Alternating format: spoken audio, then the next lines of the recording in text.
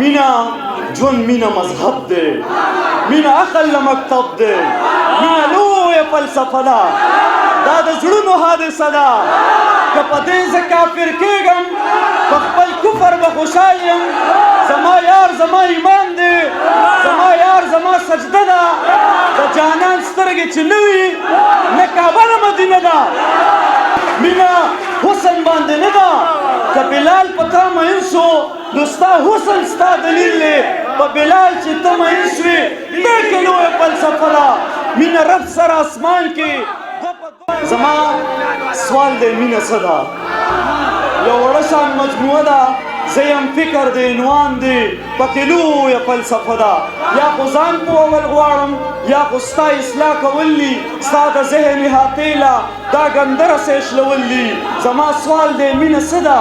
بس جانان دی او ارمان دی که د زلفو لاندې خوب دی د بڼو په تېره څوکو ځان له زړونه غوڅول دي که د سرو شونډو لمبو کې ځان په زوره سوځول دي که د سترګو کوی کاب کې روکېدل دي روکېدل دي او که نه د جانان غېږ کې ارمانونه رچېدل دي. نه جي دا خو مینه نه ده، دا خو ژوند سره تړلې څه کیسې دي بابلې دي. که منصور مې سر پدار شي زه به بیا هم رښتیا وایم. مینه سترګو کې نظر دی، مینه ځان له یو اثر دی.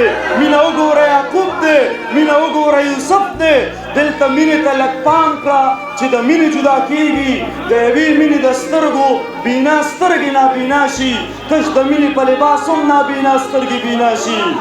مینه ژوند مینه مذهب دی، مینه عقل له مکتب دی، مینه لویه فلسفه ده، دا د زړونو حادثه ده.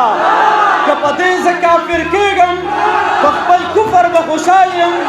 زما یار زما ایمان دی، زما یار زما سجده ده. د جانان سترګې چې نه وي نه کعبه نه مدینه ده. مینه حسن باندې نه ده. که بلال په تا مین شو نو ستا حسن ستا دلیل دی. په بلال چې ته مین شوې دې کې لویه فلسفه ده. مینه حسن باندې نه ده. که بلال په تا مین شو نو ستا حسن ستا دلیل دی.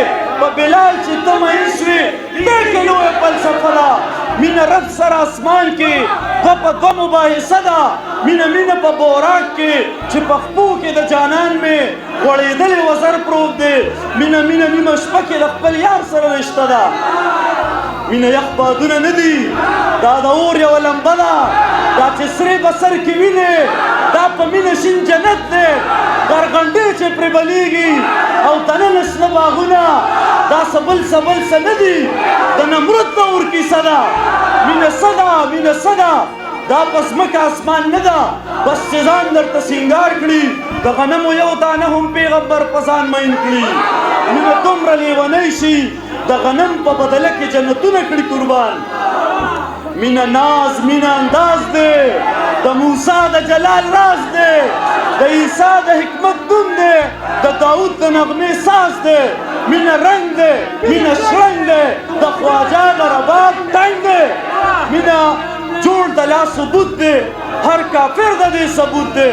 مینه دومره ړوند احساس دی چې د تور کاڼي نه جوړ بوت په سرې مینې سور کافر ته د هما واړه دنیا نه قدردان پروردګار شي.